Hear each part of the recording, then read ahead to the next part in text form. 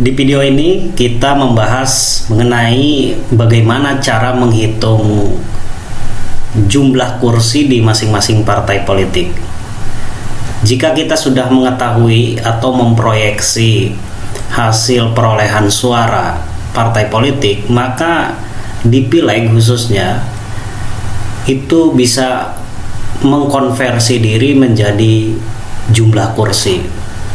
Jumlah kursi di masing-masing partai ini berpengaruh terhadap lolos atau tidaknya seorang calon ke parlemen. Ini berlaku di DPRD tingkat 1, DPRD tingkat 2, atau DPR RI. Jadi tujuan utama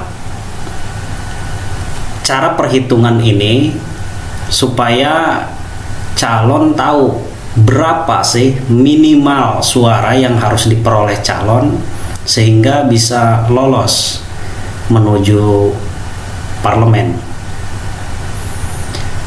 Sebagaimana kita tahu aturan bersama di aturan Undang-Undang KPU nomor 7 2017 mengenai cara perhitungan perolehan jumlah kursi di masing-masing partai, yaitu dengan sistem centralised.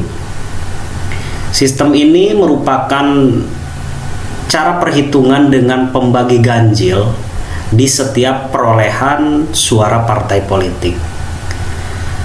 Jika ini diketahui cara perhitungannya, maka sebenarnya si calon ini sudah bisa memproyeksi berapa dirinya harus memperoleh suara di dapil yang akan menjadi basis pemilih.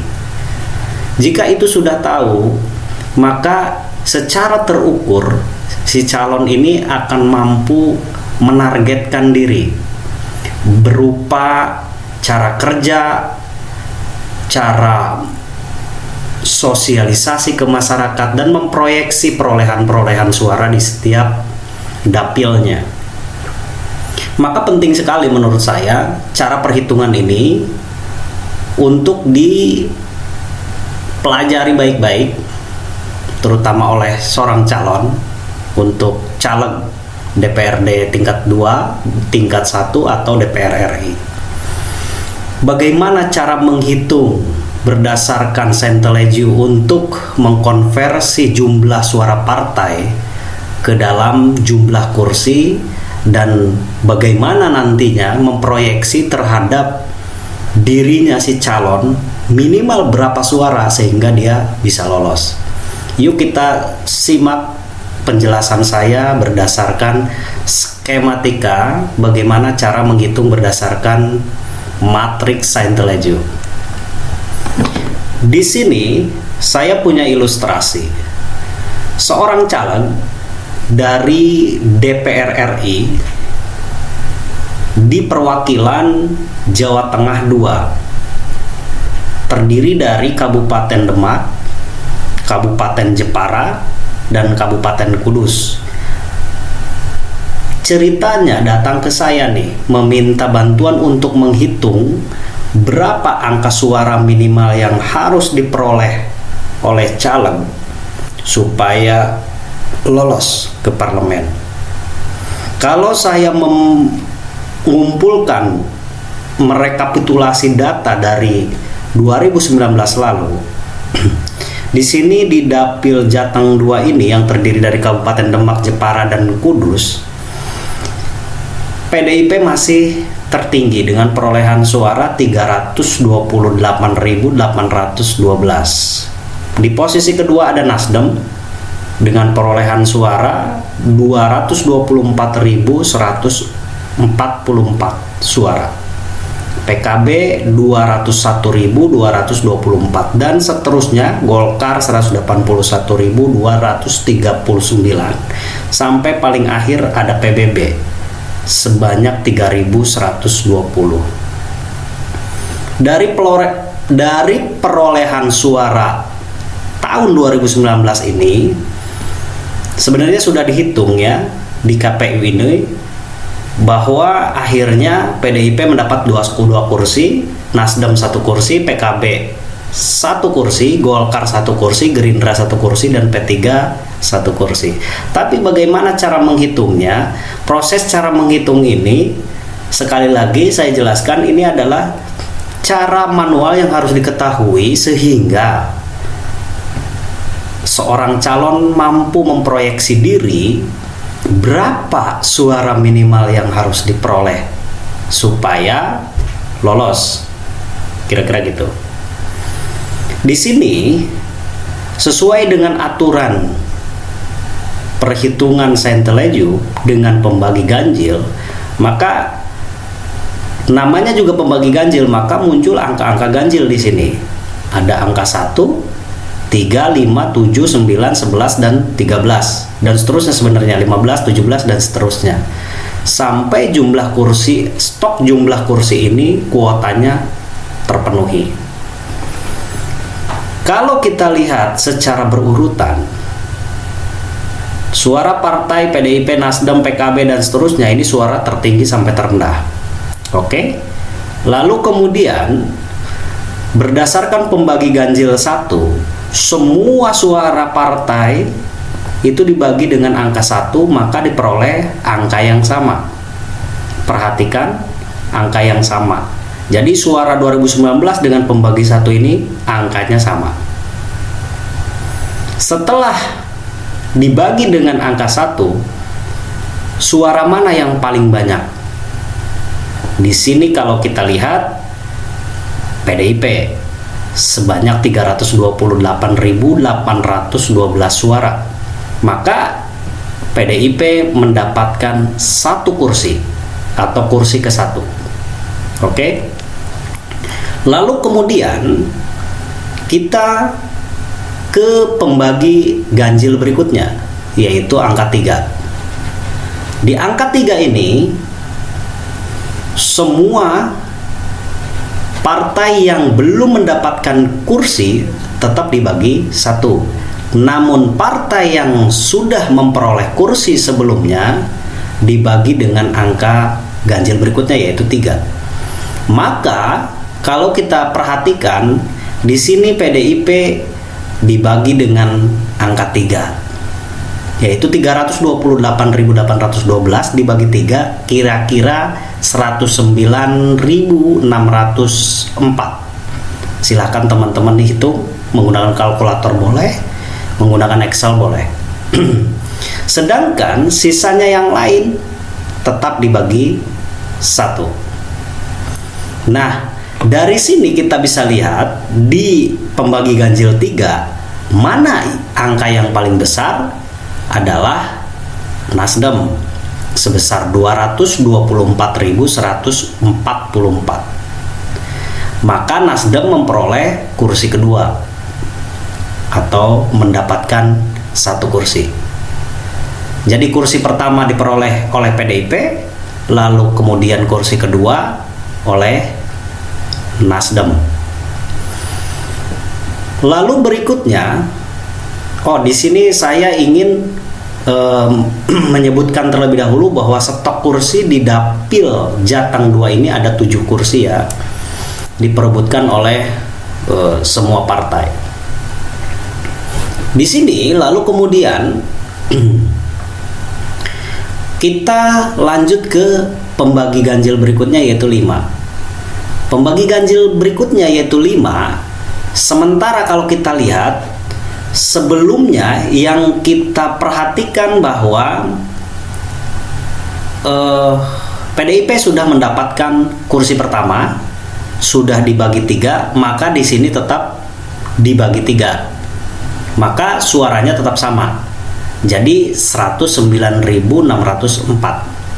Lalu kemudian Nasdem karena sudah memperoleh satu kursi atau kursi kedua, maka dibagi oleh angka ganjil 5. Jadi 224.144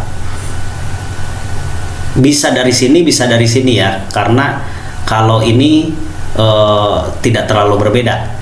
Katakanlah dari suara ya, 224.144 dibagi dengan 5, jadi 44.820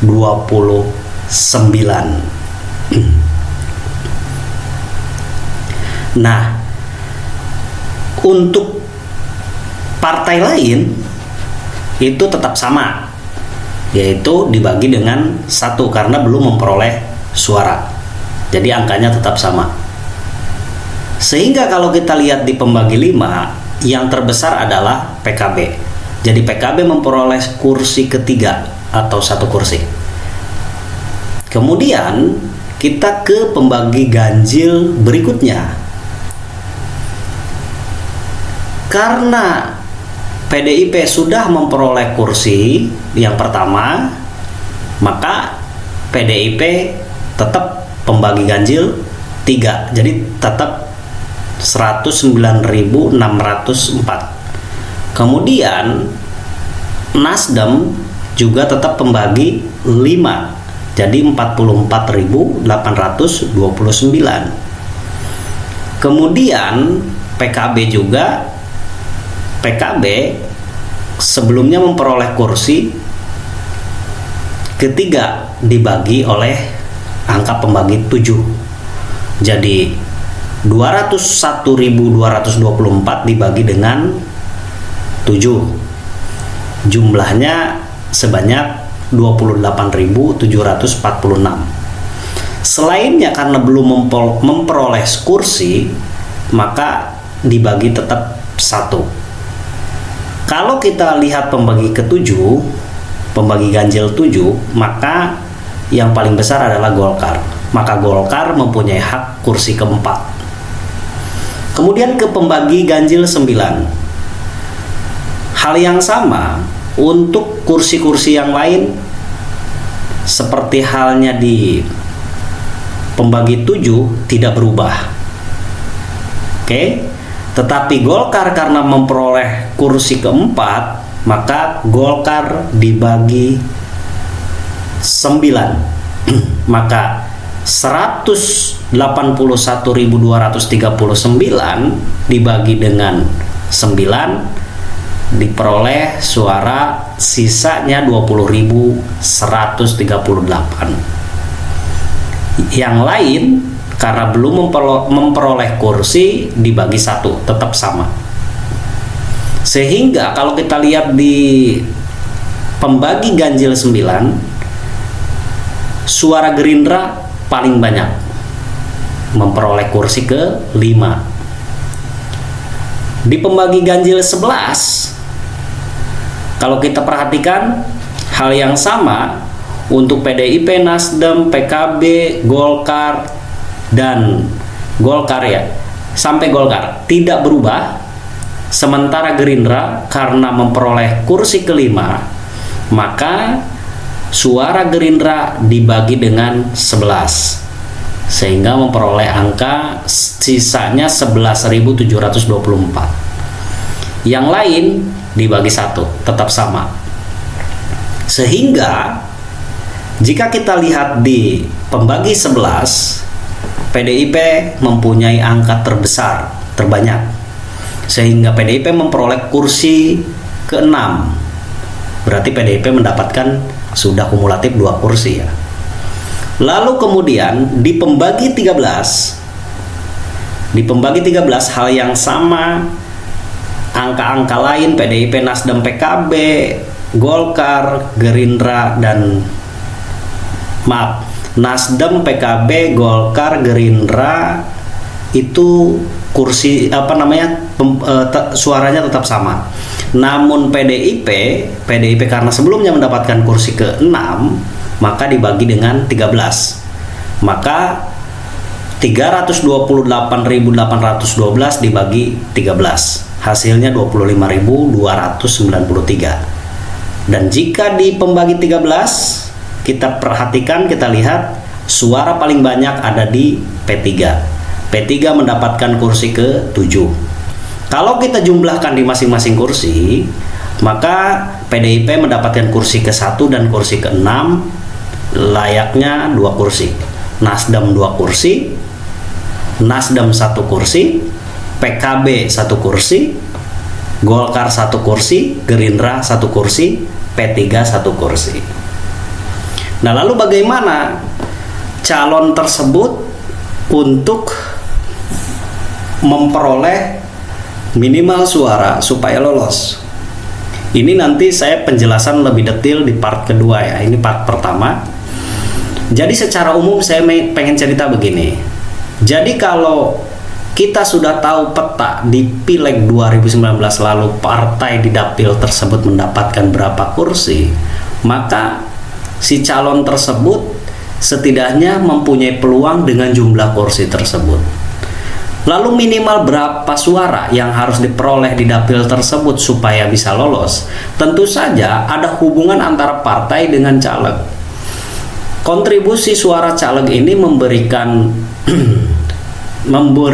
pengaruh terhadap posisi partai, di mana ketika partai ini semakin banyak suaranya, maka jumlah kursi peluangnya semakin banyak. Hal yang sama kontribusi caleg terhadap partai, ketika caleg tersebut memberikan suara yang signifikan di dapil tersebut, secara otomatis akan memberikan kontribusi terhadap nilai suara partai dan posisi partai dan jumlah kursi yang ada. Jadi misalkan di dapil tersebut jumlah kursi partai tersebut hanya memperoleh cuman 1 kursi, maka dia memperoleh proyeksi atau peluang di cuman 1 kursi diperebutkan oleh banyak caleg di partai tersebut. Tetapi dalam arti ketika dia memberikan kontribusi yang besar, maka mungkin saja partai tersebut bertambah kursinya menjadi 2 kursi atau lebih. Jadi ketika suara partai tersebut bertambah kursinya, maka peluang tersebut akan semakin lebar.